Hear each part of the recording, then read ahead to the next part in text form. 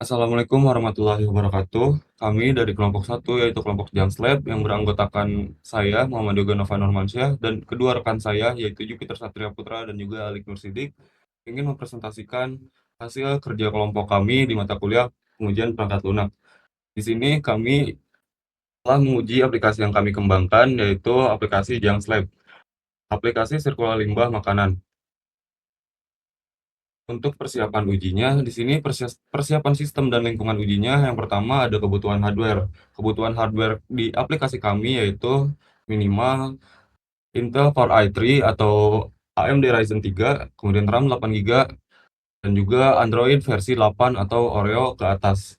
Kemudian untuk kebutuhan softwarenya, Dart versi 3.0, kemudian Flutter SDK versi 3.10 atau lebih, dan juga DBMS SQL Lite. Kemudian untuk metode deployment-nya ada pertama physical device atau smartphone Android via USB debugging dan juga virtual device Android emulator via Android Studio. Untuk selanjutnya akan dijelaskan oleh rekan saya. Oke, selanjutnya ini ada cangkupan pengujian. Kami membaginya menjadi 3 modul. Ada modul penyedia yang berfokus pada fitur registrasi dan login, lalu ada input data limbah, publikasi dan pembuatan QR code. Lalu ada modul kolektor atau modul penyerap. Ini berfokus pada fitur bursa limbah, pemantauan dashboard, validasi QR scanner, dompet jump point, hingga statistik. Dan yang terakhir modul admin itu berfokus pada manajemen pengguna, manajemen konten, dan manajemen katalog reward. Selanjutnya, teknik yang kami gunakan dalam pengujian ini adalah black box testing dengan pendekatan equivalence partitioning atau EP. Artinya kami membagi nilai input ke dalam partisi valid dan tidak valid, lalu mengevaluasi range response antar muka aplikasi tanpa perlu membedah source code di dalamnya. Lalu bagaimana hasilnya? Dari total 39 test case yang kita buat, tingkat keberhasilan pengujian ini mencapai 87,18%. Sebanyak 34 skenario berhasil berjalan sesuai harapan. Sementara 5 skenario lainnya atau sekitar 12,82% dinyatakan gagal. Oke, next. Oke, pada bagian temuan defect utama, pada pertama itu ada validasi QR scanner dengan fatal dan sistem ini menerima string atau URL acak sebagai transaksi penjemputan yang sukses. Terus yang kedua ada error handling riwayat, di mana ini isinya blank empty state tanpa pesan error saat terjadi timeout exception pada database. Dan yang ketiga itu masalahnya ada di UI terhenti di profil. From ubah nama gagal merender peringatan error saat input kosong dan menyebabkan layarnya macet. Lalu yang keempat itu ada fitur hapus massal tidak tersedia, di mana tombol hapus semua pada riwayat tidak tersedia di antarmuka sesuai rancangan awal. Dan yang kelima itu ada keterbatasan uji race condition, di mana skenario perebutan limbah bersamaan gagal dieksekusi secara natif via katalog UI. Next. Lalu pada rekomendasi dan saran perbaikan, yang pertama itu ada perombakan validasi QR scanner di mana tolak format tidak sesuai struktur ID transaksi dan tampilkan notifikasi QR code tidak dikenali. Dan yang kedua itu adalah error handling UI yang informatif. Dan yang ketiga itu ada penyediaan fitur hapus massal. Yang keempat ada validasi visual from profile dan yang terakhir adalah pengujian backend atau API terpisah. Dan sebagai penutup, laporan pengujian mata kuliah PPL ini menjadikan evaluasi menyeluruh terhadap kualitas fungsional aplikasi Jaksep tersendiri. Dengan pass rate 87,18%, sistem menunjukkan pondasi kuat. Namun, ada beberapa defek pada modul penyerap memerlukan perhatian segera sebelum rilis produksi. Dan ini bisa dilihat data-datanya tadi bahwa 87,18% berhasil dan terdetek ada 5 test case yang memang harus ada perbaikan dan perlu ditangani. Baik, mungkin itu saja presentasi terkait ringkasan laporan proyek ESI-nya, PPL-nya, dan mungkin kita bisa lanjut demo ke Katalonnya. Oke, baik di sini saya akan mendemokan terkait dari modul saya sendiri dan udah dibagi tugas. Kalau saya itu modul penyedia, Yoga itu modul penyerap, dan juga dari Jupiter sendiri itu modul admin. Nah, di sini sudah saya lengkapi juga konfigurasi agar bisa langsung ditampilkan halaman aplikasinya langsung dari HP-nya dan dihubungkan menggunakan USB. Nah, langsung saja biar mempersingkat waktu di sini saya akan mendemokan, saya akan membuat test case-nya karena tadi saya untuk meran test case yang udah jadi itu error, nggak berhasil, jadi saya akan demokan untuk membuat test case-nya. Misal kita pada laporan itu saya ada membuat test case di mana register tidak valid dan juga register valid. Paling saya akan mendemokan dua test case saja. Jadi yang pertama, saya akan mendemokan semisal saya hanya mengisikan email. Misal saya mendapatkan email penyedia1@com. Nah, tetapi saya tidak mengisikan passwordnya untuk daftarnya. Dan apakah dari sistem yang kita buat ini menampilkan error? Kalau semisal error itu bagus karena memang passwordnya tidak boleh kosong kalau semisal kita mendaftarkan akun. Nah, ini berhasil menampilkan error kalau semisal kata sandinya tidak boleh kosong. Dan bagaimana kalau kita mengisi dengan password? Misalnya kita isi password, maka harusnya hasilnya bakal betul berhasil.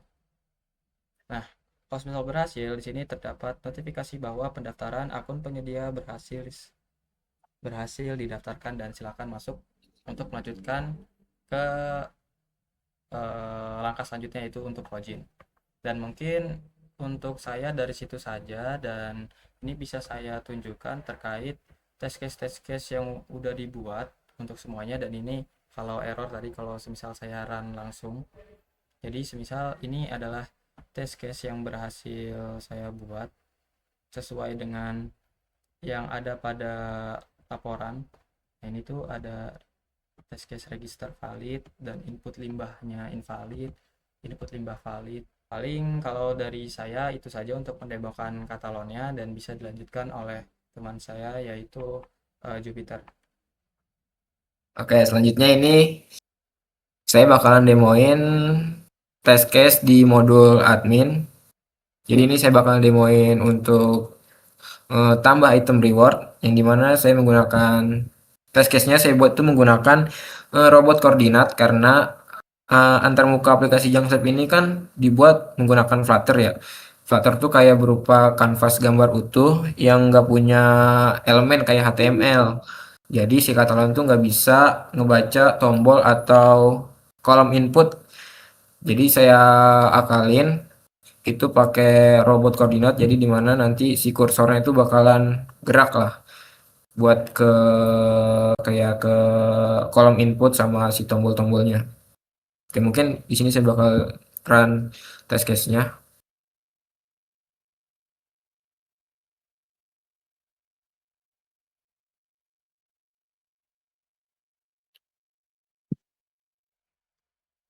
Nah, jadi nanti si kursornya itu bakalan gerak-gerak ke tombol atau kolom input yang ada. Kayak gitu. Oke, ini bakalan isi nama rewardnya, terus harga yang poinnya berapa, terus sama stok tersedianya. Nah, berhasil tersimpan. Oke, mungkin sekian demo test case untuk modul adminnya. Baik, masuk ke bagian saya, yang dimana saat ini saya akan mendemonstrasikan pengujian otomatis untuk aplikasi Jangslab menggunakan Catalan Studio. Sebelumnya mungkin untuk video bagian saya ini tampilannya agak berbeda dengan teman saya yang lain karena tadi saya sempat disconnect di Discord sehingga saya harus membuat video ini dengan ulang gitu. Skenario yang diuji oleh saya ialah test case 2.2, yaitu menguji validasi sistem ketika kolektor mencoba mengambil limbah di marketplace namun saldo junk point-nya itu memenuhi dan sehingga bisa memproses transaksi tersebut. Nah, biasanya pengujian dilakukan menggunakan fitur web recorder biasa.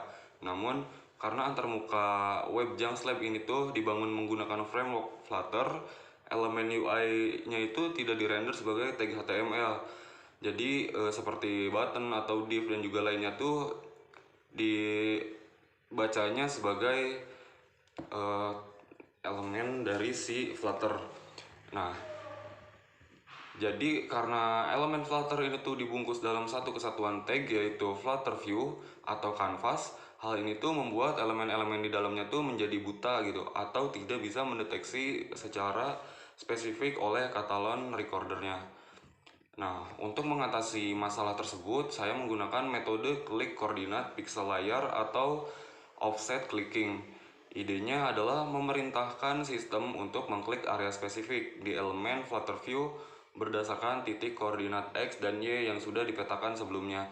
Mungkin cara yang saya gunakan ini tuh sama dengan cara Jupyter sebelumnya, yaitu dengan menggunakan robot koordinat.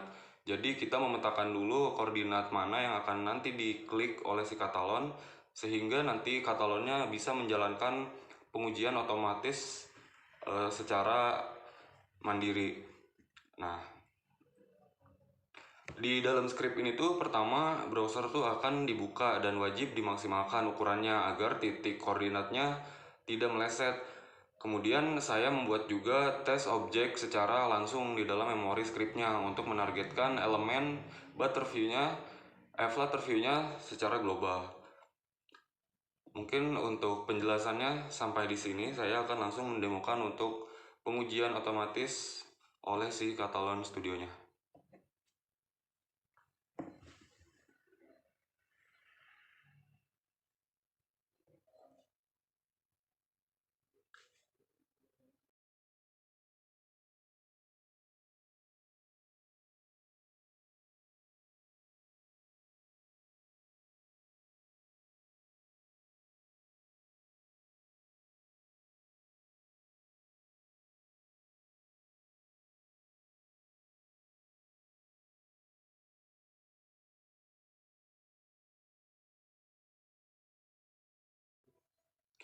Nah, bisa dilihat di layar, pengujian yang kita lakukan dengan metode robot clicking itu tuh berhasil dijalankan dengan baik oleh Catalan Studio.